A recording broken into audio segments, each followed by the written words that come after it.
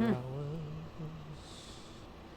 Sometimes it just seems to slip into days.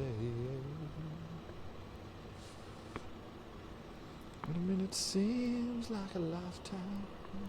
Dude, I remember years ago that there used to be travel or these marketing videos for Australia. Visit Australia or something like that. That was a long time ago. They don't want me to visit anymore? We get enough visitors, we don't care. They used to market, they used to be like, come over here.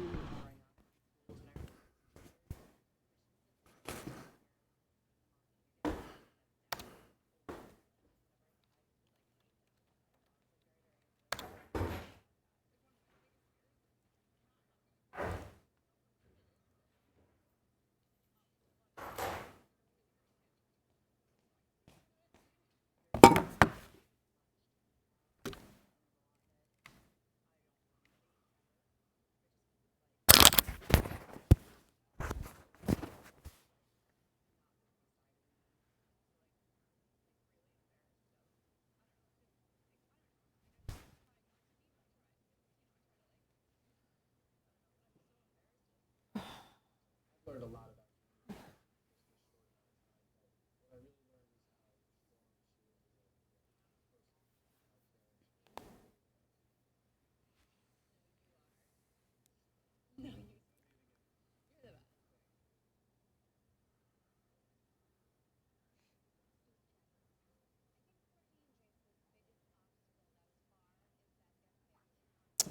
Piece of paper.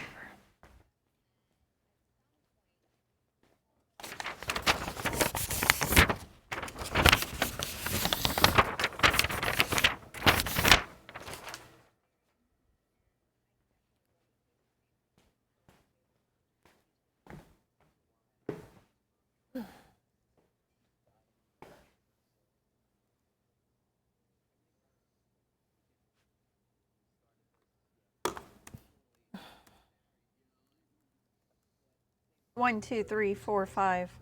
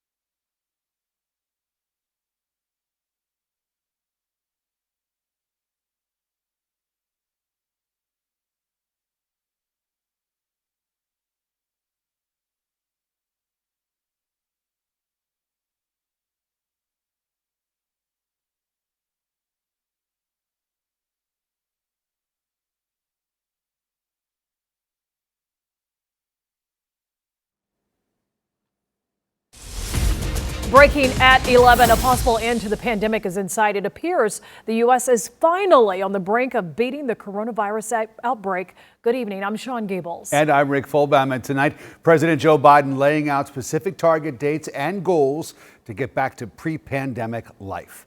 And here are the big takeaways. The president is directing states, all of them, to make all adults eligible for vaccines by May the 1st. He's also hoping to have the country closer to normal by the 4th of July, and will deploy 4,000 additional troops to make it happen. The announcement comes just hours after the president signed off on a historic COVID relief package. CBS 46's Zach Summers is live in Atlanta with the major new latest developments. Zach. Yeah, good evening. You know what, after what has been a dark year for so many Americans, President Biden offering up a bit of light tonight. However, the president says beating the virus depends on national unity, and that now is not the time to let our guard down. On the one-year anniversary of the coronavirus pandemic, good evening, my fellow Americans. President Biden promising all Americans 18 and older will be eligible for the vaccine by May 1st. To do this, we're going to go from 1 million shots a day that I promised in December, before I was sworn in, to beating our current pace of 2 million shots a day. The president hopeful as case counts are declining and millions of Americans are being vaccinated. Things are better. Dr. Robert Jansen, chief medical officer at Grady, is cautiously optimistic.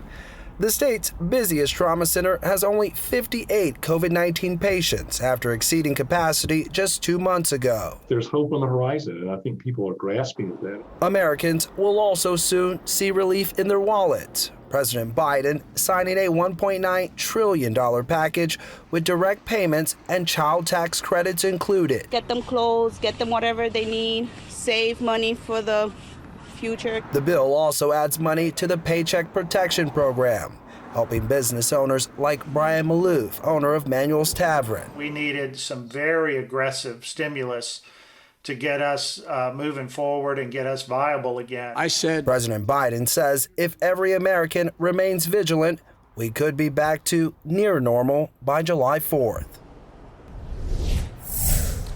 Now, President Biden and Vice President Harris are scheduled to be in Atlanta next Friday as part of a victory tour on the signing of that historic coronavirus package. Live in Atlanta, Zach Summer, CBS 46 News. Thank you, Zach. A lot of Americans are in dire need of those direct stimulus payments that are on the way. Take a look at the brand new unemployment numbers. These are just out today, and the rate in Georgia stands at 5.1%. That is up compared to the 3.3% rate reported for the same time last year. Of course, that was before the virus. Data from the Georgia Department of Labor shows the rate is declining, though dropping every month since last April. It is clear Atlantans are eager to get back to normal as the city's bars and restaurants prepare to throw St. Patrick's Day parties. The city's largest venues are now booking fast, including the Georgia World Congress Center. It's set to host a wedding expo, a dance competition, and an auto show. Experts we spoke to acknowledge the significant progress, but says it is still too soon to celebrate. It's great that we've got the vaccine and we're making progress, but we aren't at the finish line yet. It's not the time to give up precautions. The Atlanta Convention and Visitors Bureau tells CBS 46 roughly 75% of its business is planned for the second half of the year. It predicts all of those events will move forward. Right now, a manhunt is underway in Lumpkin County.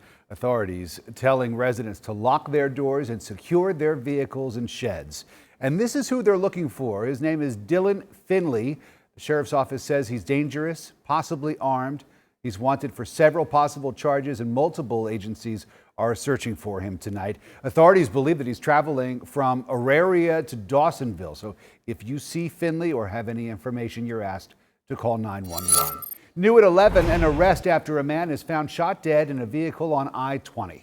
We told you investigators found Solomon Howard dead in a crashed SUV near the connector 2 weeks ago. An investigation shut down the road for hours. Police later discovered the victim was actually shot on Joseph E. Boone Boulevard and identified 19-year-old Alfonso McCoy as the suspect. He has now been arrested and charged with felony murder. New details tonight after armed FBI agents raided DeKalb County home. The Stone Mountain neighborhood taken over by law enforcement for much of the day. Jamie Kennedy live outside the home tonight. And Jamie, the homeowners there tell you this is all a misunderstanding. Yeah, now this is according to the homeowners, but the neighbours, they were so scared with this huge frantic scene with FBI agents and the bomb squad lining the street, all concentrating on this one home. A neighbourhood in shock. I had no idea what was happening. As FBI agents and local law enforcement descended on a house in Stone Mountain. I opened the front door and there was a DeKalb police bomb squad truck parked right in front of my house. Surveillance from a neighbour's camera shows an intimidating scene as an armoured truck with a battering ram and heavily armed agents advanced on the home. Neighbours say they heard FBI agents shouting that they were serving a warrant. So far, there have been no reports of shots fired. Neighbours told to stay inside their houses or stay back. It was blocked off on one end, and the police said, there was police activity. We couldn't come in any further. So there's another way to get into the neighborhood, and we tried that, and there was also a blockade there. And same thing, they give us a little more information about potential bomb-related issue. So we left. Neighbours say a man and his son live in the house. They described seeing computer hard drives and other equipment taken from the home and examined while the two men were being questioned. They also tell me unmarked cars had been watching the home in the days prior. It's very alarming because you look and see FBI and bomb squad and you can't help but think the absolute worst.